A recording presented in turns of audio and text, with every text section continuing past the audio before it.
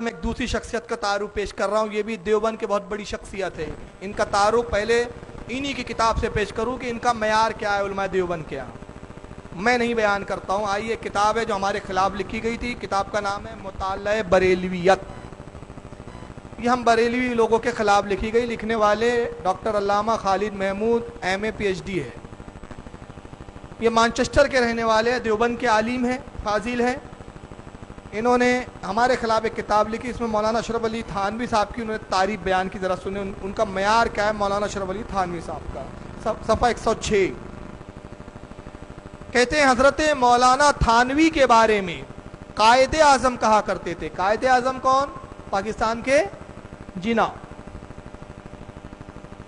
یعنی قائد اعظم پاکستان میں جو جناح کہا جاتا ہے جن کو.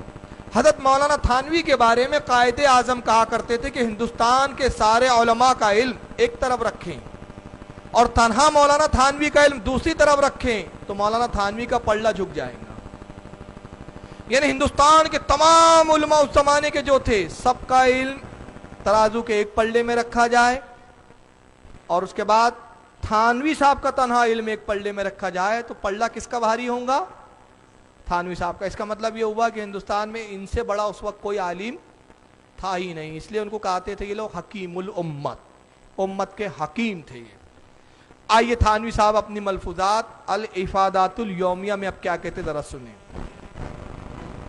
ہاں یہ ایک دوسری اور کتاب دکھا دیتا ہوں. یہ ملفوظات مولانا محمد الیاس ہے جو بانی تبلیغی جماعت, جنہوں نے تبلیغی جماعت بنائی ان کی لکھی ہوئی ہے. مولانا الیاس صاحب تھانوی صاحب کی تعریف میں کہتے ہیں حضرت مولانا تھانوی رحمت اللہ علیہ نے بہت بڑا کام کیا ہے.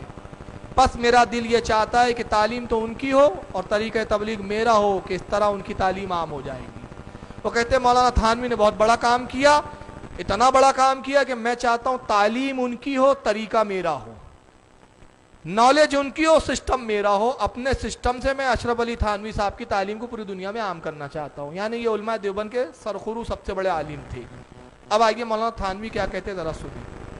یہ ہے الافادات الیومیہ.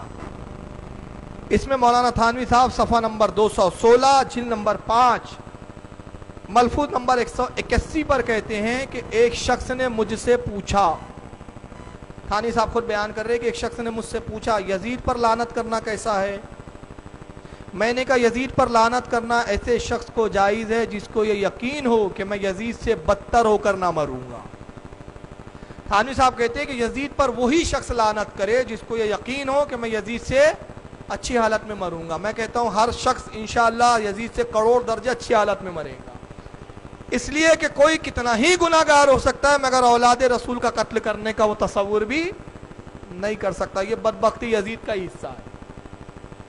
کوئی کتنا ہی خطا کار ہو مگر کہتے ہیں لعنت وہ کریں جس کو یقین ہو کہ یزید سے بدتر ہو کر نہ مروں گا. یعنی جس کو ڈر ہو کہ میں یزید سے بدتر ہو کے مر سکتا ہوں اس نے لعنت نہیں کرنی چاہیے. اب یہاں سے واضح ہو گیا کہ مولانا رشید احمد گنگوئی کو ڈر تھا کہ میرا خاتمہ یزید سے بدتر نہ ہو, اس لیے وہ نہیں کرتے تھے. اشرف علی تھانوی صاحب کو بھی ڈر تھا کہ میرے اعمال کا یزید سے بدتر نہ ہو, اس لیے بھی وہ لعنت نہیں کرتے تھے. آگے لکھتے ہیں کیونکہ اگر ایسا ہوا تو یزید یہ نہ کہیں گا کیا منہ لے کر مجھ پر لعنت کی تھی, سو اس کا بھی کچھ پتہ نہیں کہ خاتمہ کس حال پر ہوگا, بس اللہ ہی کی پناہ مانگے. اب یہاں پر مولانا تھانوی صاحب فرماتے ہیں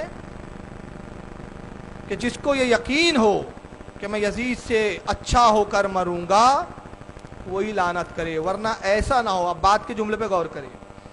ورنہ ایسا نہ ہو کہ یزید یہ آ کر نہ کہے کیوں میاں کس منہ سے مجھ پر دنیا میں لعنت کی تھی. میں علماء دیوبند سے انتہائی مخلصانہ طور پر نرمی کے ساتھ عرض کرتا ہوں, پوچھتا ہوں یہ بتائیے مولانا اشرف علی تھانوی نے آپ کے مولانا نے لکھا کہ یزید یہ آ کر کہہ سکتا ہے کہ کس منہ سے مجھ پہ لعنت کی تھی, تو یزید یہ آ کر کہاں کہے گا؟ کیا خیال ہے؟ ارے بھائی یہ یزید پوچھیں گا کہاں سے آ کر؟ دو جگہ ہو سکتی ہے. جہنم میں آئیں کے پوچھیں گا. یہ دوسرا شخص بھی جو یزید پر لعنت کرتا تھا وہ بھی جہنم میں جائے, یزید بھی جائے, پھر یزید پوچھیں گا کیوں تو جہنم میں آیا, کیا منہ لے کر مجھ پہ لعنت کرتا تھا. ایک چیز یہ. مگر مولانا تھانوی کے نزدیک جہنم میں نہیں آئیں گا, وہ کہیں گا آگے کی عبارت ہے. وہ آگے کی عبارت میں ابھی پڑھوں گا, زبانی بتا رہا ہوں. کہتے قبر میں यजीद कहते रहना, यजीद कब्र में आ सकता है।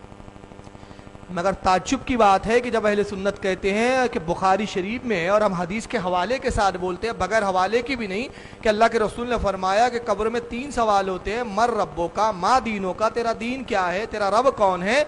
और अल्लाह के नबी कहते हैं मा कुंता तकुलु हक्को हाजा फिर रजुल, पूछा जाता है इस शख्स के बारे में तू क्या कहता था। हम कहते हैं यहाँ हाजर रजूल आया है, यानी ये बता रहा है ये जुमला के रसूलुल्लाह कब्र मुबारक में मौजूद होते हैं, कब्र में तशरीफ लाते हैं। कहा जाता है रसूल तो मरकर मिट्टी में मिल गए, वो कब्र में नहीं आते, रसूल तो नहीं आ सकते, मगर यजीद आ सकता है।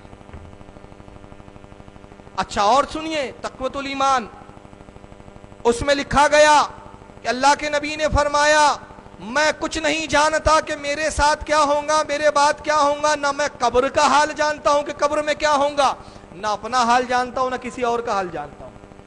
यानी रसूल कहते हैं मेरे विसाल के बाद मैं तुमसे गाफिल, तुम क्या कर रहे हो मैं हाल नहीं जानता, तुम्हारे साथ कब्र में क्या होगा मैं नहीं जानता। अभी मैं तक़वतुल ईमान की इबारत भी दिखाऊंगा आपको।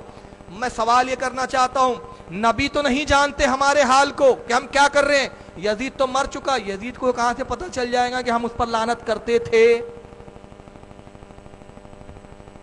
यजीद को इल्म गैब हो जाएगा, तो तुम यजीद का तो इल्म गैब मानते हो, नबी का नहीं मानते। भाई यजीद कब्र में आएगा ना, उसको कैसे पता चलेगा, अरे ये फुला बॉम्बे का फुला शख्स, मसलन मैं अपना नाम लूं, ये नागपुर का फारूक रजवी मुझ पे बड़ी लानत करता था, आज इसका इंतकाल हो गया, और इसका इंतकाल हुआ तो फुला कब्रिस्तान में दफन किया गया, उस कब्रिस्तान की फुला कब्र में। ये पट्ठा आके पूछेगा क्यों, किस मुंह से लानत करता था। गौर करो, यानी उसको मेरी कब्र भी पता चल जाएंगी, मेरे इंतकाल का भी पता चल जाएगा। तो यजीद इतना बाखबर इनके अकीदे के मुताबिक, मगर सारी बेखबरी किसके लिए बताते हैं, नबी के लिए। और जब हम ये अकीदा इनका मवाज़ने से बताते, मौलाना झगड़ालू थे, नमाज की बात नहीं की। मैं कहता हूं नमाज फर्ज है, सब पढ़ो, नमाज फर्ज ऐन है। बच्चा भी होता है ना हमारे, जब होश संभाला जाता है तो उसको माँ बाप सिखाते हैं बेटा नमाज पढ़। नमाज पे तो इख्तिलाफ है ही नहीं, नमाज पे कहाँ इख्तिलाफ है। हमारे जलसों को ख़राब करने के लिए, हमारी बातों को नज़रअंदाज करके, हम बात अकीदे की जब स्टेज से करते हैं तो बताया जाता है कि नमाज पढ़ो। नमाज की बात नहीं की मौलाना ने, गीबत कर रहे थे, बुराई कर रहे थे। मैं कहता हूँ गीबत हम नहीं कर रहे थे, तुम्हारे उलमा ने अपनी किताबों में गीबतें लिखी है, हम सिर्फ बता रहे हैं। मैं 2 बातें अर्ज़ करना चाहता हूँ इस ताल्लुक़ से। अल्लाह ताला आप सबको हिदायत अता फरमाए और समझने की तौफीक अता फरमाए। ताजुश शरिया एक मरतबा नागपुर में तशरीफ़ लाए। अब ताजुश शरिया आए तो शान शान जलसा मुनक्किद किया गया। चिटनिस पार स्टेडियम है एक नागपुर का, वहाँ पे जलसा था, बहुत लोग थे, कसीर, हज़ारों रुपए खर्च हुए। ताजुश शरिया ने आया, 15 मिनट खिताब किया और अकीदे पर खिताब किया। दूसरे उलमा ने भी खिताब किया, अकीदे पर खिताब किया। दूसरे दिन वहाबी क्या कहते हैं, कहते देखो इतने लाख रुपए खर्चा किए, नमाज पर नहीं बोले। ये बोलते हैं। मैंने उसका एक जलसे में जवाब दिया, मैंने ये कहा ये बताओ ये जलसे पे रुपये कितने खर्च हुए। इस जलसे पे कम से कम मैंने कहा 60 से 70 हज़ार रुपये खर्च हुए। तो मैंने कहा नागपुर वालों ने बरेली से हजरत को बुलाया, प्लेन बुलाया, बजरिया प्लेन बुलाया, वक्त का इतना बड़ा आलिम जो इस ज़माने में अहले सुन्नत का सरताज है, ताजुश शरिया के नाम से जो उसको जाना जाता है, वो बरेली से प्लेन में आया और स्टेज पे बोले हजरात आइए वज़ू का तरीका बताता हूँ। वज़ू में 4 फ़र्ज़ है, हाथ ऐसे धोना चाहिए, नमाज की नियत ऐसे करे। ये तवक्के करते हैं आप, मसाइल बताएंगा नमाज।